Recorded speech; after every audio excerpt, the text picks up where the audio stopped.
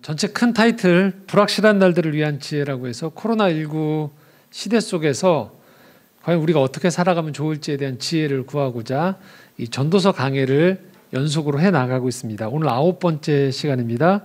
전도서 9장 11절에서 18절까지의 말씀으로 거룩한 혼돈을 받아들이기라는 제목으로 함께 은혜를 나누고자 합니다.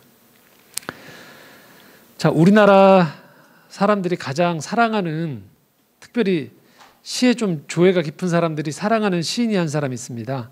보통 우리가 이제 이상 생각하는데 또 제일 많이 거론되는 분 중에 한 분이 백석이라는 시인입니다. 백석. 이분의 시가 한동안 국내에서 금지됐던 적이 있었습니다. 월북 작가이기 때문에. 그러다가 1988년부터 해금이 되면서 다시 이분의 이 작품들이 이제 많은 사람들한테 다시 애송되어지고 또 평전도 나오고 여러 가지 글들이 나오게 됐습니다. 이 백석 시인이 분단 전에 굉장히 주목받던 서정 시인이었는데 스승인 조만식 선생이 부른 거예요. 그리고 평양에서 머물렀고 이후에 이 월남하도록 몇 차례 제안이 있었는데 가족들이 다 북에 있어서 그냥 북에 머무는 걸로 자기의 거주지를 정했었다라고 합니다. 그리고 전해진 얘기에 의하면 이 북한에서 문학활동을 이어갔는데 이게 원만하지를 못했던 거죠. 김일성 주체사상이나 사회주의 사상과 계속 충돌이 일어났었던 거예요. 그래서 주로 러시아 문학을 번역하고 그 번역들이 아주 탁월했다고 해요. 그리고 아동 문학에 몰두했다라고 전해지고 있고요. 그러다가 1958년에 이 김일성 정권에서 문예 정책에 어긋난다는 그 문예 정책을 정면으로 비판하는 그런 것들 속에서 자아 비판을 강요받다가 양강도로 추방이 됩니다. 그리고 1959년에 이 삼수군의 협동농장에 이 양치기로 축산반으로 쫓겨가서 그곳에서 작품 활동이 중단됐다고 해요. 한 30여 년 이상 그곳에 있다가 1996년에 조용히 생을 마감한 걸로 전해지고 있습니다. 이게 참 아이러니한 건데요. 굉장히 분단 전에 주옥 같은 시를 남겼던 사람이 북한에 남게 되어지고 북한에서 딱 한 편의 시를 냈는데 그게 이후에는 더 이상 시를 쓰지 않는 상황이 됐던 거예요. 많은 사람들이 이것들에 대해서 의문을 갖고 질문을 던졌는데 이 작년 여름에 김현수라는 이 소설가가 7회의 마지막이라는 제목으로 소설을 냈어요.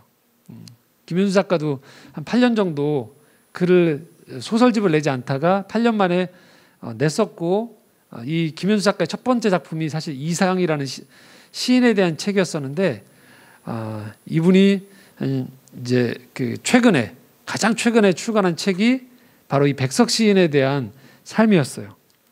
이 질문을 던진 거예요. 과연 백석의 삶이 실패했는가에 대한 질문을 던진 거예요. 그렇게 많은 사람들에게 영향력을 끼쳤던 시인이 북에 남아서 어떤 사상과 트러블이 있는 가운데, 충돌이 있는 가운데에서 시를 더 이상 쓰지 않는 인생으로 가게 된 거죠. 누군가는 못 썼다고 얘기하고 누군가는 쓰지 않았다고 했는데 이 김현수 작가가 철저한 고증을 해나가는 가운데에서 결론을 내렸다고요.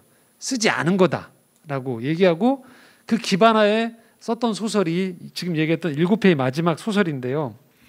거기에 보면 이제 고증 속에서 소설가의 상상력을 가지고서 백석이 북한에 머무는 가운데에서 어떤 일이 벌어졌을지를 추측한 글들이 오갑니다. 물론 문헌에도 나와 있는 것들 여러 가지 것들을 조합해서.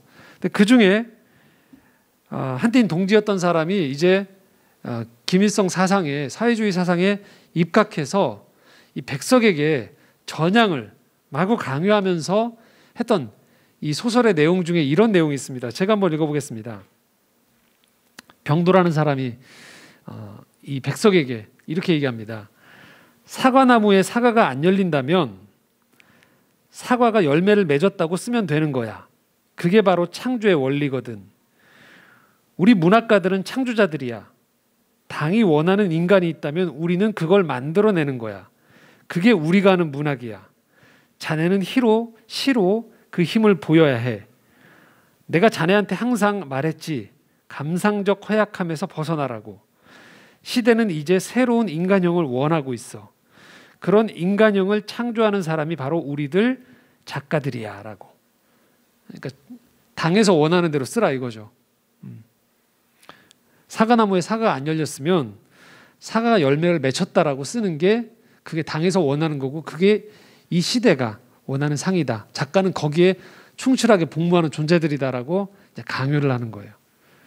그러면서 사람들은 기행에게 어렵게 쓰지 말라, 개성을 발휘하지 말라, 문체에 공을 들이지 말라고 계속 충고를 한 거죠.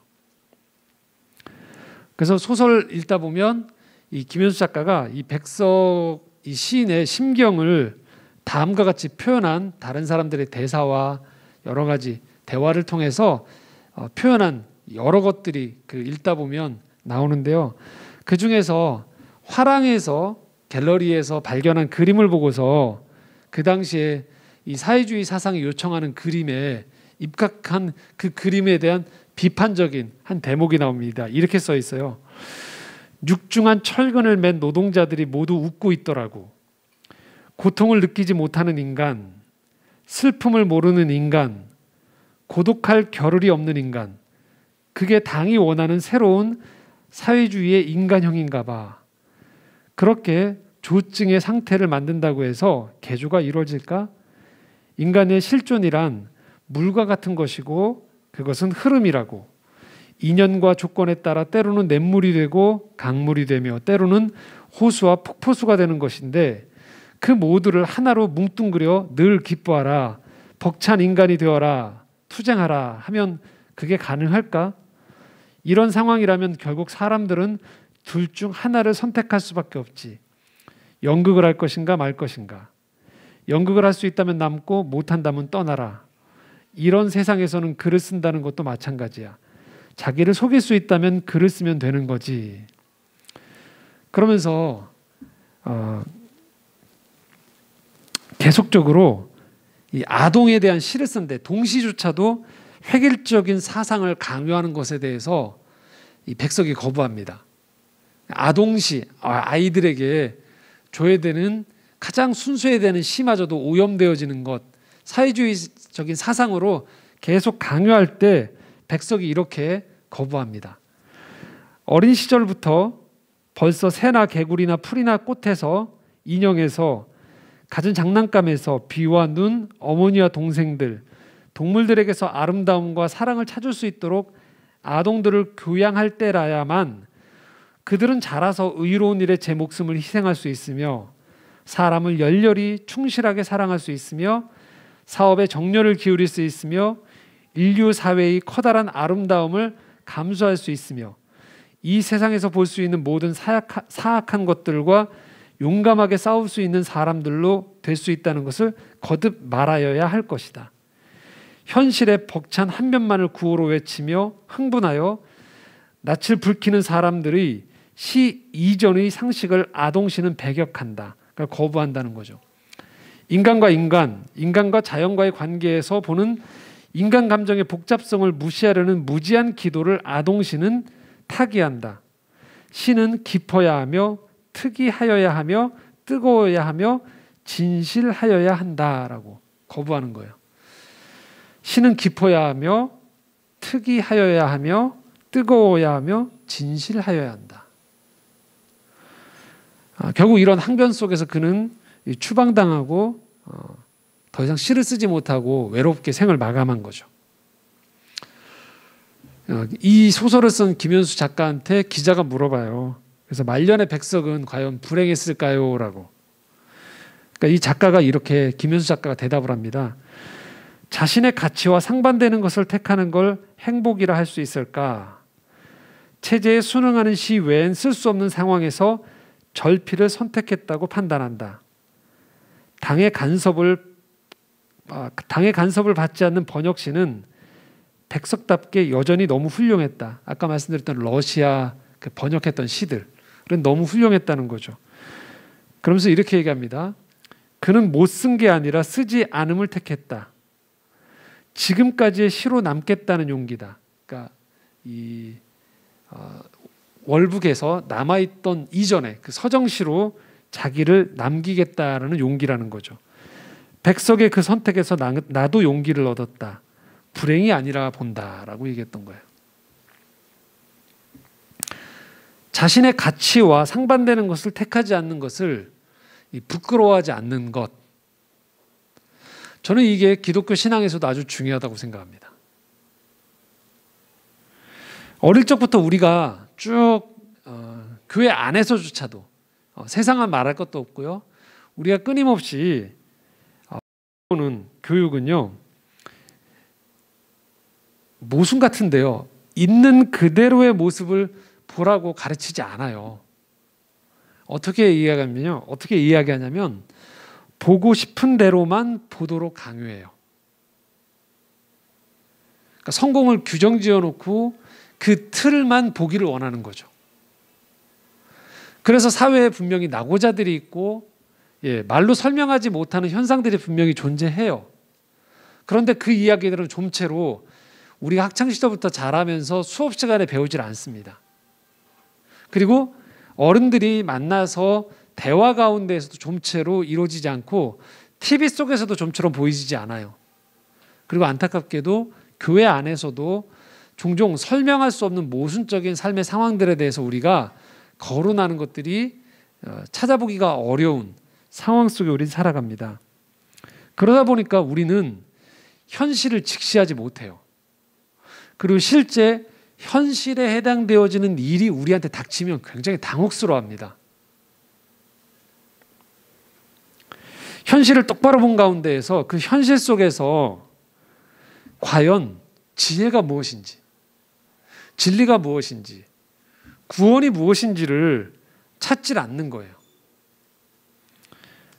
그래서 우리도 모르는 사이에 그냥 세상을 닮아가 버리거나 정반대로 세상을 등지고서 종교 세계로 도피하는 경우들이 벌어지는 거예요. 지금이 그게 우리가 경험하고 있는 한국 사회에서도 벌어지고 있고 전 세계적인 상황 가운데에서도 벌어지고 있는 일입니다. 지난주부터 저희 그 필름 포럼에서 개봉한 영화 중에 그 노매드랜드라는 영화가 있어요.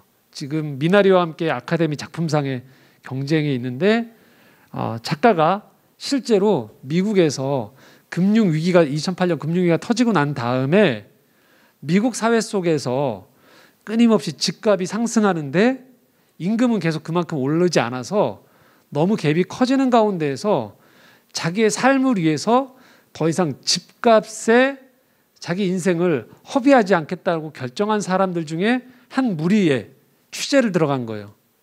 한국은 좀 어려운 상황인데 미국은 가능한 상황이에요. 땅이 워낙 넓다 보니까 이 사람들이 선택한 건 뭐냐면 차에서 사는 거예요. 밴에서 살고 트럭에서 사는 거예요. 그러면서 여행을 하는 거예요.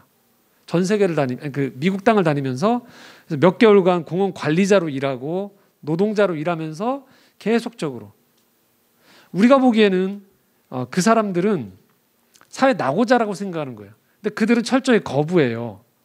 우리는 홈리스, 노숙자가 아니라는 거예요. 우리는 노마드, 유랑자라는 거예요, 삶에. 그래서 그 영화에서 또 원작이 되는 소설에서 보면 소설이 아니고 그 엮어놓은 그 리포트에 보면 그들 나름대로 안에서의 삶의 이야기가 있어요. 우정이 있고 삶에 대한 가치관이 있어요. 분명히 존재하는 현실인데 어느 언론에서도 사실은 그걸 다루지 않는 거죠. 세상에 존재하나 존재하지 않는 사람 취급을 하는 거죠. 오늘 우리가 살아가는 세상 속에서 그래서 우리가 종종 당혹스러워하고 힘들어하는 이유는 내가 경험하는 삶의 현실에 분명히 경험하는 감정이 있어요. 모순이 있어요. 위배되어지는 여러 가지 헝클어짐이 있어요. 그런데 도무지 우리가 접하는 대체로의 매체에서 이 감정들을 설명해 주지 않는 거죠. 나는 대단히 열애의 사람처럼 여겨지고 이 세계에서 이방인이고 이 세계에서 나는 부적응자처럼 여겨지는, 근데 그게 상당히 많은 사람들이, 아니 여기 있는 우리 모두가 대체로 일상을 살아가면서 종종 경험하게 되어지는 이야기들인 거죠. 우리가 기독교 신앙을 가진다는 건요, 그래서 현실을 사실 용기를 가지고 직시하는 데에서부터 기독교 신앙은 출발합니다. 예수님 당대에 종교인들은 자기들이 세워놓은 몇 가지 율법적인 규칙 안에서로만 세상을 규정했어요. 그래서 율법을 지킬 수 있는 사람이 아닌 사람들은 그냥 선택받지 못한 사람이라고 그냥 범주화해서 열애시켰던 거죠. 그런데 예수님이 자기들 세계 안에 도무지 취급하지 않던 사람들을 만나기 시작한 거예요. 그들에게 회개를 선포하고 구원을 선포하고 그들과 함께 음식을 먹고 마시기 시작하는 거예요. 당황한 거죠. 우리가 알고 있는 세계를 흔드는 사람, 위협적인 사람이 등장했던 거죠. 우리 역시 마찬가지예요. 내가 안락하게 보고 싶은 것만 보려고 하면 그것이 세상이든 교회 안에서도 우리는 끊임없이 그 안에 살아간다라고 착각하며 살아갈 수 있어요. 하지만 정직하게 성경을 우리가 묵상하는 가운데 또 나의 현실을 들여다보기 시작하면 우리는 인생에서 설명하기 쉽지 않지만 벌어지고 있는 일이 있다는 것을 인정하게 되는 거예요. 그러면서 우리는 성경을 끊임없이 묵상하고 배우고 또 함께 연구하는 가운데서 무엇이 좋은 것인지, 무엇이 가치로운 것인지, 그리고 어떤 삶이 부유하다는 걸 말하는 것이 아니고 풍성한 삶인지 그걸 배우기 시작하는 거예요. 그리고 기독교 신앙이 성숙해 간다는 건 그 가치에 따라서 흔들림 없이 자기 삶의 중심을 잡고 살아가는 사람이 되는 걸 말하는 겁니다. 살아가면서 지나친 자기 연민, 또 세상에 대한 원망 대신에 벌어진 현실 속에서 하나님을 향한 신뢰 그리고 인내를 잃지 않는 거예요. 그리고 그 속에서 기도를 하는 거죠. 그리고 자기에게 주어진 삶의 자리를 꿋꿋이 지켜내면서 살아가게 되는 것, 그것이 현실의 두 발을 딛고 위로는 하늘을 바라보며 살아가는 신앙인의 삶의 태도인 것입니다. 오늘 전도서 기자의 이 본문을 제가 앞에 부연 설명을 참 길게 많이 했어요. 오늘 다른 때보다 백석 시인에 대한 이야기와 이런 가치관에 대한 이야기를 접하지 않고 그냥 여러분이 날 것 그대로 평소의 습관대로 본문을 접하면 당혹스러울 만한 본문입니다. 왜냐? 현실에 벌어지고 있지만 우리가 평소에 머리로 대충 그리고 있었던 세계관으로 좀 다른 모습들이 연출되기 때문에 그렇습니다. 바로 11절 말씀부터 이렇게 시작합니다. 함께 읽겠습니다. 내가 다시 해 아래에서 보니 빠른 경주자들이라고 선착하는 것이 아니며 용사들이라고 전쟁에 승리하는 것이 아니며 지혜자들이라고 음식물을 먹는 것도 아니며 명철자들이라고 재물을 얻는 것도 아니며 지식인들이라고 은총을 입는 것이 아니니 이는 시기와 기회는 그들 모두에게 임함이니라. 자, 이렇게 얘기합니다. 먼저 결론부터 얘기해요. 불행같이, 여기에 맨 마지막에 시기와 기회는 그들 모두에게 임함이니라. 이거를 표준 세번역에서 이렇게 쉽게 풀이해 줍니다. 불행한 때와 재난은 누구에게 닥친다. 누구에게나 닥친다. 자, 어떤 일입니까? 빠른 경주를 하는 사람인데 그 사람이 선착, 먼저 도착하는 게 아닌 경우도 있다는 거예요. 용사예요. 전쟁을 잘할 수 있는 준비가 된 사람이에요. 그런 사람들이 꼭 전쟁에서 이기는 게 아니라는 거예요. 지혜자가 음식물을 획득하고 명철자가 죄물을 취득하고 지식인의 은총을 획득 꼭 하는 법은 아니라는 거예요. 자, 어떨까요? 자, 이런 구절들을 접할 때요, 우리가 일상으로 들어오면 우리도 모르게 이런 일이 벌어져요. 어떤 일을 했는데 뭔가 실패로 돌아와요. 또는 뭔가를 얻지 못했어요. 관계가 원만하지 못했어요. 그럼 우리는 이렇게 이야기합니다. 내가 좀 더 빨랐어야 됐나? 좀 더 힘이 있어야 됐나? 좀 더 똑똑했어야 됐나? 좀 더 뭔가 서비스를 해야 됐나? 인생 살아가면서 대체로의 70~80%는 그런 때가 있죠. 그게 또 맞습니다. 하지만 우리가 경험하는 것은 그렇지 않은 경우들도 상당히 많이 발생한다는 거예요. 그래서 대체로 동창회 나가면 속이 상해요. 왜냐하면 분명히 학교 다닐 때 나보다 훨씬 못했던 애인데 어때요? 잘된 친구들이 나오거든요. 그 불편한 거죠. 왜 그럴까? 학교 다닐 때 분명히 나보다 공부를 못했는데, 나보다 성격이 안 좋았는데, 집안이 안 좋았는데 잘 되는 교회예요. 그 여러분 주변에 그 대화 중에 그런 경우 많죠. 자기 동료들 중에 잘 된 사람이 있어요. 그러면 이렇게 얘기하는 경우들이 드물어요. 쟤는 원래 잘 될 줄 알았어요. 얘기하는 경우보다는요, 제가 실제 비춰지는 게 저게 이게 진실이 아니야. 사람들이 속고 있는 거라고. 그런 경우 많이 들어보셨을 거예요. 인정을 못하는 거예요. 실제로 인생 살아가다 보면 이런 일들이 벌어지거든요. 자, 12절 말씀 이렇게 얘기합니다. 함께 읽겠습니다. 분명히 사람은 자기의 시기도 알지 못하나니 물고기들이 재난의 그물에 걸리고 새들이 올무에 걸린 같이 인생들도 재앙의 날이 그들에게 호련히 임하면 거기에 걸리느니라. 물고기들도 재난의 그물에 걸리고 새들도 걸리고 인생들도, 그러니까 우리도 재난에 걸릴 수 있다는 거죠. 그래서 역설적이지만 이런 얘기 들어보셨을 거예요. 일찍 일어나는 새가 일찍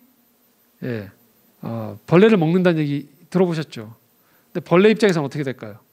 일찍 일어난 벌레가 일찍 잡혀 먹게 되는 거죠. 이런 모순들이 이 역설들이 삶에 존재하는 거예요.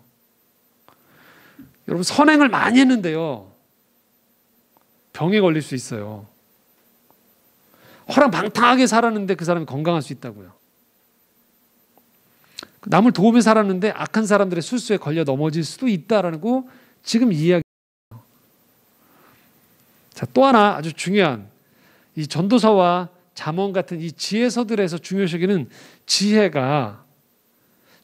가지면 다 얻을 것처럼 여겨지는데 그렇지 않은 상황을 지금 역설적으로 이야기합니다. 13절에서 16절입니다. 함께 읽겠습니다. 내가 또 해 아래에서 지혜를 보고 내가 크게 여긴 것이 이러하니 곧 작고 인구가 많지 아니한 어떤 성읍에 큰 왕이 와서 그것을 애워싸고 큰 흉벽을 쌓고 치고자 할 때 그 성읍 가운데 가난한 지혜자가 있어서 그의 지혜로 그 성읍을 건진 그것이라. 그러나 그 가난한 자를 기억하는 사람이 없었도다. 그러므로 내가 이르기를 지혜가 힘보다 나으나 가난한 자의 지혜가 멸시를 받고 그의 말들을 사람들이 듣지 아니한다 하였노라. 한 예를 듭니다. 어떤 작은 마을이에요. 근데 그 마을에 큰 힘을 가진 왕이 공격을 한 거예요, 성벽을. 그런데 그 성읍에 있었던 가난한 지혜자가 어떤 지혜를 발휘한 거예요. 기지를 발휘한 거예요. 그 사람 덕분에 그 성이 망하지 않게 된 거예요. 자, 그러면 어떻게 될까요? 그 가난한 지혜자에게 사람들이 고마워해야 합니다. 그런데 현실은 정작 고마워하거나 기억하지 않았다고 이야기하는 거예요.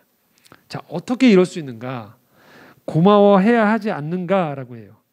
가난한 지혜자를 영혼까지는 아니더라도 은인으로 만들어줄 생각은 왜 안 하는가? 우린 그렇게 생각할 수 있어요. 그런데 우리가 살아가는 세상에서는 그럴 수 있다는 거예요. 바로 이 지점에서 우리는 우리가 바라보려고 하는 이 세상에 대한 환상 하나가 깨어지는 것을 경험합니다. 발견하게 돼요. 누군가를 돕는다고 해서 곧바로 그것이 나에 대한 호의로 돌아오지 않을 수 있어요. 지혜롭다고 해서 꼭 인정받거나 그 쓸모가 나에게도 상대에게도 모두 합당한 대가로 돌아오지 않을 수 있다는 것이에요. 자, 그러면 뭐하러 지혜로워야 되는가라고 우리가 생각이 쉬워요. 실제 삶에서는 그런 일이 정말 많이 벌어지는데, 그렇다면 사기꾼이 더 잘 되고 힘으로 나무를 울리는 사람들이 더 잘 되는 경우들이 있다면 왜 우리는 지혜에 대해서 이야기하는가? 전도자는 그런 현실을 냉정하게 17절 18절에서 이렇게 말씀하고 있습니다. 조용히 들리는 지혜자의 말들이 우매한 자들을 다스리는 자의 호령보다 나으니라. 지혜가 무기보다 나으니라. 그러나 죄인 한 사람이 많은 선을 무너지게 하느니라. 자, 주목하는 것은요, 18절 하반절이에요. 그러나예요. 그러나 죄인 한 사람이 많은 선을 무너지게 하느니라.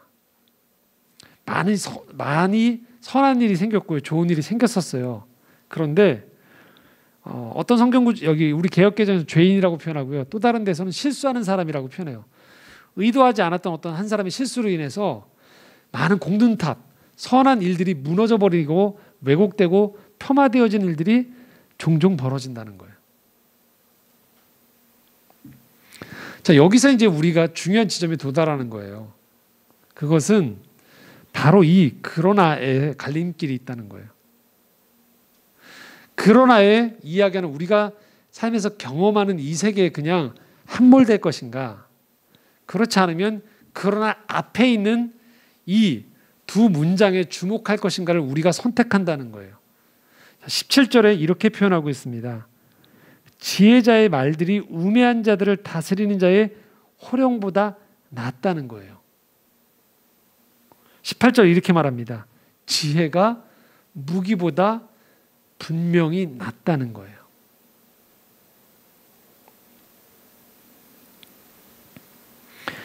지혜와 선으로 쌓은 공든탑이 종종 무너지는 현실을 우리가 보게 된다는 거예요. 살면서.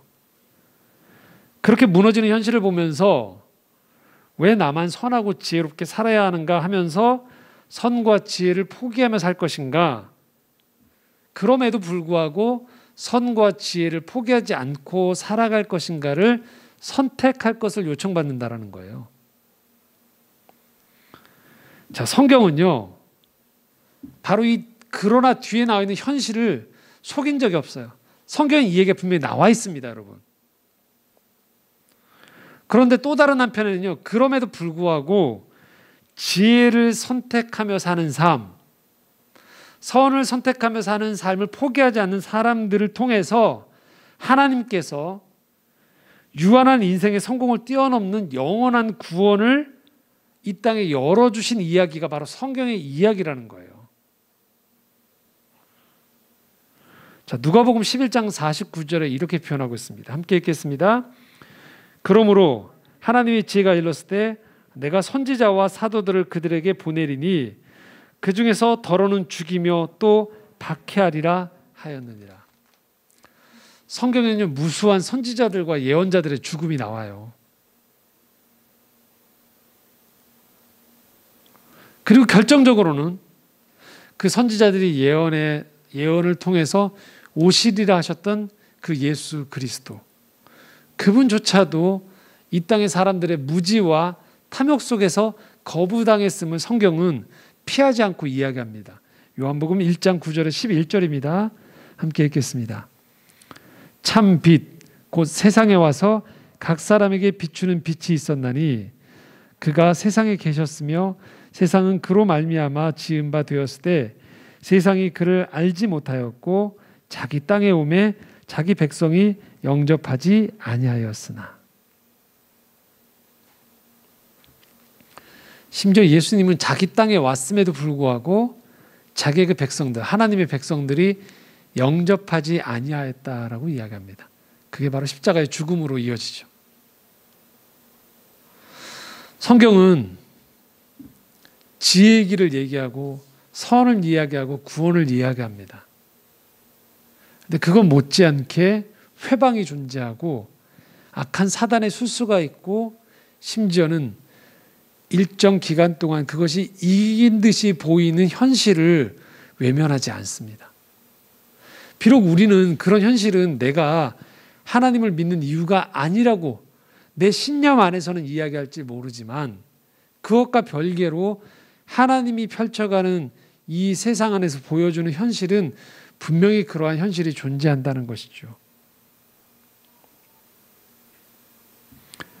그러나 하나님은 이 지혜를 통해서, 하나님의 지혜를 통해서 사람들 편에서는 도저히 나올 수 없는 한 가지 일을 하신다는 거예요.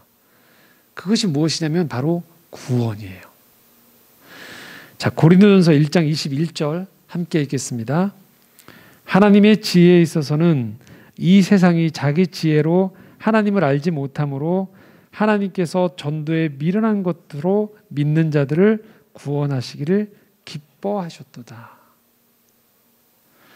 여기서 말하는 전도는 꼭 이웃에게 예수 믿으세요 하는 전도를 넘어서는 하나님의 도를 전하는, 인간의 언어로 도를 전하는 총체적인 이야기예요. 지금 이 시간에 우리가 예배를 드리고 제가 설교하는 이 행위까지도 다 전도에 포함되는 거죠. 근데 이게 사람들 편에서 보았을 때 지극히 어리석은 행동이라는 거예요. 하지만 하나님이 이 행동을 선택하셔서 하나님의 일을 이뤄나가신다는 거예요. 이것이 하나님의 지혜고, 이 지혜는 어디로 연결되어지느냐? 인간사 안에서는 도저히 볼 수 없는 구원이라는 것이 우리 가운데 임하기 시작한다는 거예요. 세상을 보면서 우리는 오늘도 하나님이 살아 계시긴 한 건가라고 생각할 수 있어요. 어떻게 이렇게 질서가 없고 혼돈스러울 수 있는가? 그런데 여러분, 하나님은 이 혼돈 속에서도요, 여전히 하나님의 구원을 이루어 가신다는 거예요. 우리가 생각하기엔 좀 더 폼나게 온유한 말만 하고 내 품위를 잃지 않고 흔들리지 않는 모습을 보여주면서 가면서 사람들 안에서 칭찬도 받고 그렇게 하면서 뭔가 아름다운 결말이 이루어지는 것을 누구나 다 꿈꾸는 거예요. 근데 현실은 어떻습니까? 때로는 하나님을 원망하기도 하고요. 더 이상 못 가겠다고 주저앉기도 하고요. 사람들 안에서 퍼져버린 내 모습을 노출시키기도 하는 거예요. 너무 부끄러운데. 그런데 그 속에서 내가 희미하게나마 붙잡고 있었던 그 믿음을 가지고 살아가는 삶을 누군가는 보는 거예요. 완벽하게 일치된 모습을 못 보여주고 있지만 그래도 일말에 남아있던 힘을 가지고 누구에게 해줬던 그 덕담과 위로를 통해서 누군가가 힘을 얻는 거예요. 나는 그걸 원하지 않아요. 나는 다 갖춰진 상태에서 다 성공하고 다 갖춘 상태에서 뭔가를 주기 원하는데 그렇지 않을 수 있다는 거예요. 그런데 그 누군가에게 무심코 건넸던 선의와 도움을 누군가는 기억을 한다는 거예요. 누군가는 도움을 받고 회복이 되는 거예요. 그리고 누군가는, 거기 나까지 포함됩니다. 누군가가 있었던 그 선 때문에 나는 그 결과를 보지 못하고 나가요. 그런데 그곳이 더 악해지지 않을 수 있다는 거예요. 대격변이 일어나고 사람들이 회개하고 온전히 거기가 눈에 보이는 가시적인 하나님 나라가 못 되더라도 최소한 내가 이렇게 버티는 게 무슨 의미가 있는가 하면서 했던 그 일들, 그러나 그 결과를 끝까지 못 보고 나오는 거예요. 근데 그만큼 내가 노력했던 것으로 인해서 그곳은 덜 나빠지는 거예요. 하나님이 이 모든 것들을 들어 쓰신다는 거예요. 우리는 하나님의 구원을 전체를 다 보지 못해요. 그래서 우리에게 요청되어지는 건 우리의 일상의 삶에서 내가 할 수 있는 그 지점에서 물러서지 않는 어떤 지점을 선택한다는 거죠. 마치 이 김현수 작가가 썼던 이 백석이라는 그 시인이 비록 시적인 상상력에 의한 선택이었지만 그것을 우리가 받아들인다고 했을 때 그가 더 이상은 시를 쓰지 않겠다라고 선택했던 것처럼 우리 각자의 삶에서 각자의 삶의 기준 안에서 신앙의 양심과 하나님을 알아감 가운데 주어진 것만큼 속에서 최선을 다해서 했던 선과 지혜로운 선택들은 헛되지 않다라는 거예요.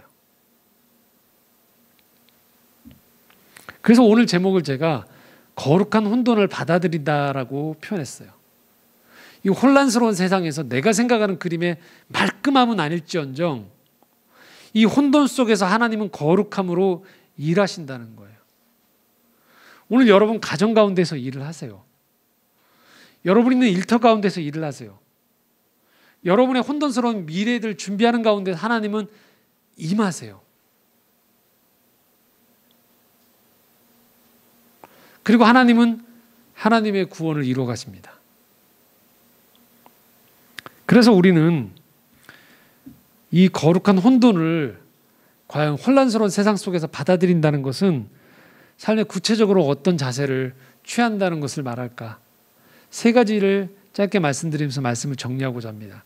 첫 번째는요, 삶에서 지혜로운 사람이 되는 것 자체를 삶의 중요한 목표요 과제로 삼는 것입니다. 그 지혜를 가지고 어떤 쓸모, 어떤 효용을 따지기 이전에 무엇이 참이고 아름다운지를 구분할 줄 아는 사람이 되는 거예요. 무엇이 선이고 해서는 안 되는지를 알게 되는 사람이 되는 겁니다.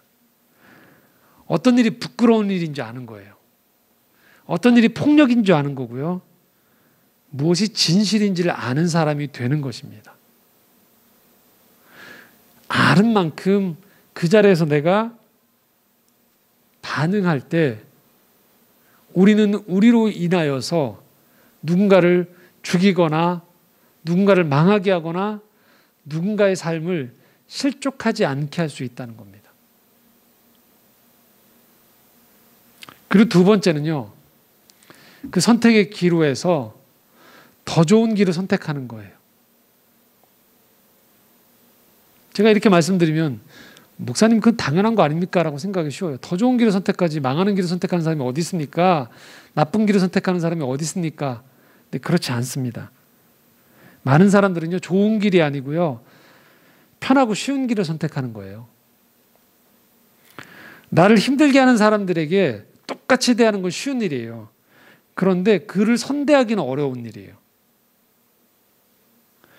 내가 조금 더디 가더라도 이 상황에서 더불어서 함께 가는 길을 선택한다는 것, 좋은 건 알지만 선택하기 쉽지 않아요. 머리로는 알지만 가는 과정이 너무 힘들 때 우리는 속 편하고 빠른 결과가 나온 길을 선택하기 쉽다는 거예요.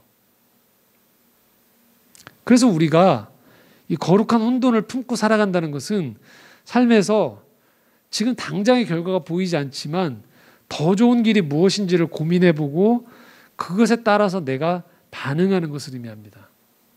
마지막 세 번째는요, 구원을 놓치지 않는 거예요. 나의 삶 전체를 통해서 나는 지금 어디로 가고 있는가를 우리가 늘 잊지 않아야 된다는 거예요. 신앙인이라면 신앙을 갖게 된다는 건 어떤 의미냐?